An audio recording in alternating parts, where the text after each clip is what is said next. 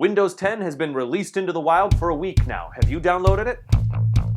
Howdy everybody, how you doing? I'm David Geisler, and 1 week ago, Windows 10 was released to the world. And things went pretty okay. Microsoft was really excited to announce that 14 million people upgraded to Windows 10 in the first 24 hours of its release. For the most part, Windows 10 is getting pretty positive reviews. The general idea is it fixes a lot of the problems of 8, but because it was built from the ground up, it still has a few holes. And we should point out that back in the day, Microsoft was building a Windows 9, but when Satya Nadella came on board, he said, scrap it, we're starting fresh, we're going straight to 10. For the most part, it seems like it's worked out. Now, and this is coming from someone who basically only uses Apple products. I think what Satya Nadella is doing with Microsoft is very interesting right now. So what some people are really excited about is that entire tile interface that was on Windows 8 has been compressed down into the Start menu.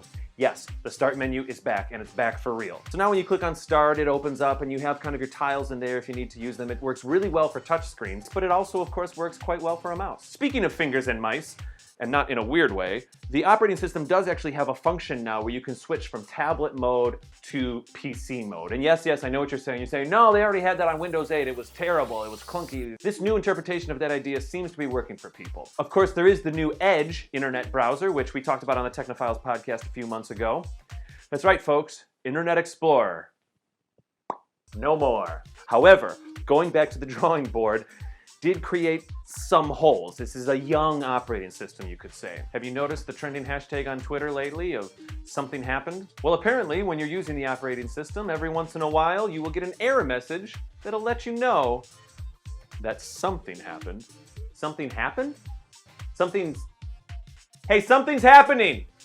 Get Mark Wahlberg, close the windows! When you do start up Windows 10 and you sign in, Microsoft actually assigns a personalized advertising ID to each user's email account. And they're doing this because they're kind of taking the Google, Amazon, Apple approach here. A lot of companies are doing this these days, but they want to collect as much information as they can about you so they know how to advertise to you. A lot of this data gets stored all in one. Some people feel that this is getting dangerously close to a security flaw because this data can be accessed by other developers. Furthermore, and this is kind of a bummer, apparently Microsoft is getting like really hip with the freemium model thing. This is sad, but Solitaire, which is like a staple on all Windows software, is actually freemium in Windows 10. Please wait 5 minutes to shuffle cards or pay $1.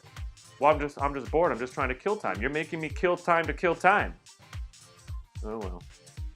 I shed a tear. I shed a single tear for you, Solitaire. There's another interesting tidbit about Windows 10. They're actually using kind of a torrent system to let people download. I haven't yet decided if this is a good thing or a bad thing. Apple, for years and years, when they would release a new operating system, they almost famously would break their servers for the first day or two. This is because so many people would be excited about the new operating system and try to download it. Fine, okay, that's just kind of how it works sometimes. Microsoft, in an effort to have that not happen, because a lot of people were very excited about Windows 10. I'm a little excited about Windows 10, and I use Apple products. Microsoft decided to create a system where any active Windows 10 account that's running can kind of torrent little bits of its files to everybody so that the servers don't get overloaded. Sounds like a pretty good plan from Microsoft's point of view, but it does mean that it's using up users' bandwidth when they may not be wanting that to happen. You can turn this feature off, but then all your download speeds slow down, so it's kind of a take it or leave it situation. A couple hiccups here and there. Some of this stuff might get really serious, and Microsoft will probably be able to patch some of this other stuff. But overall, people are pretty excited about Windows 10. And they have even more reason to be excited about it because for most people using Windows 7 and 8,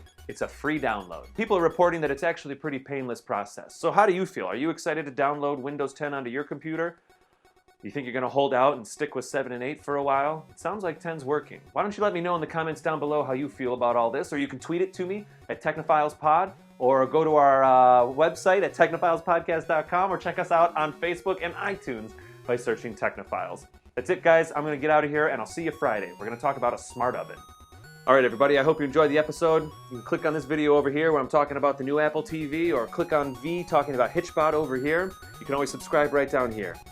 If you like the video, be sure to click the like button down below. I'm not asking. I'm telling. I'm asking.